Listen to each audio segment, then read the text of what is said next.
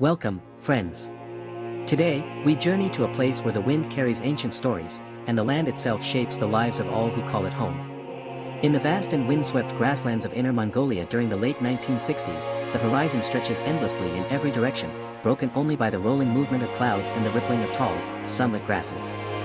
Here, the land is not merely a backdrop, it is alive, a presence that shapes the people who dwell upon it and the creatures that roam it. This is a time of political change, when urban youth are sent far from their familiar streets into remote rural regions as part of sweeping social policies.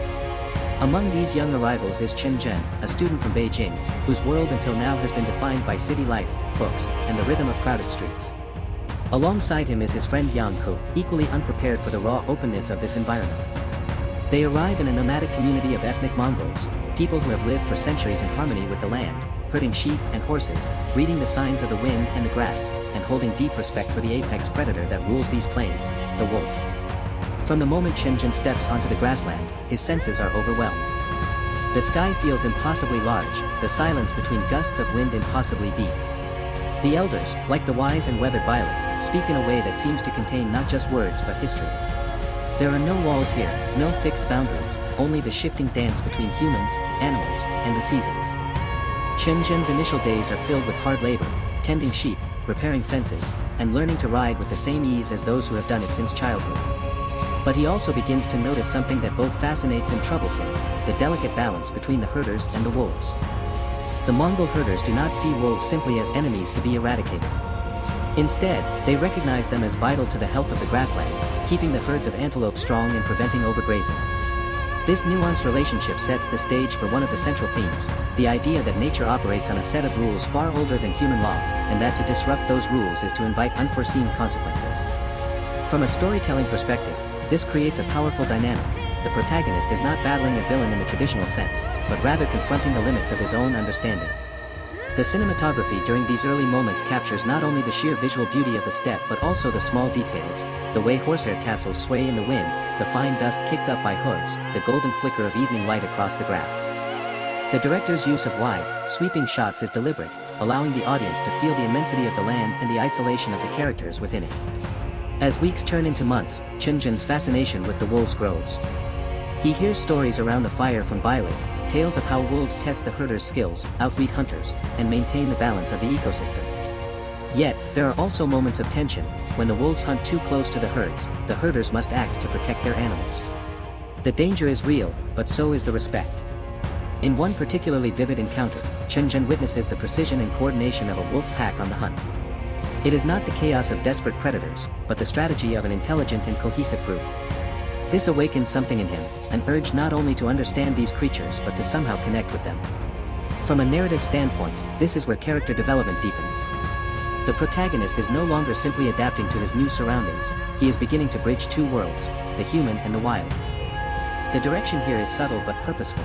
We see Chen Zhen framed often against both the human settlement and the vast expanse beyond, visually signaling his internal journey. The filmmakers use natural light to striking effect. Dawn and dusk scenes glow with a painterly quality, while midday shots emphasize the unforgiving glare of the sun on the plains. The wind is almost a character in itself, its constant presence shaping sound design and movement on screen. Over time, Chen Zhen becomes a student not only of the herders but of the wolves themselves.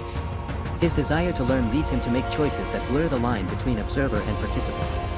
He starts to understand that the wolf's survival is intertwined with the survival of the grassland, and that the arrival of new agricultural practices from outside threatens to unravel this delicate web. Yang Ku, his friend, remains more cautious, often reminding him of the dangers of getting too close, not only physically but in spirit. The local authorities have different priorities, seeing wolves as a nuisance rather than an essential part of the ecosystem. This conflict between traditional wisdom and modern intervention becomes one of the driving tensions of the story. The screenplay handles this conflict with restraint. Instead of loud debates, much is conveyed through glances, silences, and the positioning of characters within the frame. The director understands that in a land where space is infinite, distance between people can speak volumes. The cinematography mirrors this emotional space, long shots where human figures are dwarfed by the land, underscoring the fragility of human plans against nature's vastness. As the seasons shift, so too does the relationship between Chen Zhen and the land. Winters are brutal, testing endurance and resourcefulness. Summers bring swarms of insects and sudden storms. Each change in weather reveals new challenges for both the herders and the wolves. The cycles of life and death are unflinching here, yet they carry their own beauty. In one striking moment, Chen Zhen sees a wolf silhouetted against the setting sun, a vision that seems almost mythic. It is as if the creature embodies the spirit of the steppe itself, untamed, watchful, and enduring. What makes this narrative so compelling is that it resists the urge to simplify. The wolves are neither noble saints nor mindless beasts, the herders are neither pure guardians of nature nor villains. The story's power lies in its recognition that coexistence is complex, fragile, and worth striving for. From a technical standpoint, the film's strength lies in its integration of real landscapes, authentic cultural details, and patient storytelling. The direction favors immersion over exposition, trusting the audience to absorb meaning from imagery and rhythm. The editing is measured, allowing shots to breathe and scenes to unfold at the pace of life on the steppe. Sound design is equally rich, the rustle of grass, the distant howls, the creak of leather saddles all work together to create a living, breathing world. This is a story about a land where the horizon never ends, and where understanding another way of life means reshaping your own.